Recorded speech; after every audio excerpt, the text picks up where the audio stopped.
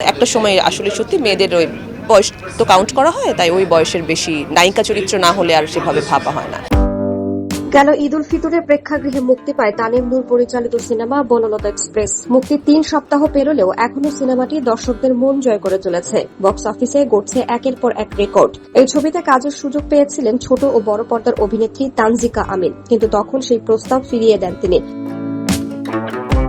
তবে পরে বিষয়টি নিয়ে এই অভিনেত্রীর কিছুটা আফসোসও ছিল। সম্প্রতি এক পডকাস্টে অংশ নিয়ে বিষয়টি নিয়ে জানিয়েছেন তানজিকা। জনপ্রিয় podcast behind the fame with RRK তে উপস্থিত হয়ে এই অভিনেত্রী বলেন, আমাকে যখন সিনেমাটির জন্য প্রস্তাব দেওয়া হয়েছিল তখন আমার চরিত্রটি সেভাবে বিস্তার লাভ করেনি, তাই মনে হয়েছিল সিনেমাটি আমি না করলেও কারো কোনো ক্ষতি হবে না। তবে মুক্তির পর যতবার সিনেমাটি দেখছি বারবার মনে হয়েছে ইশকি বড় মিস্টেকটাই না করেছি।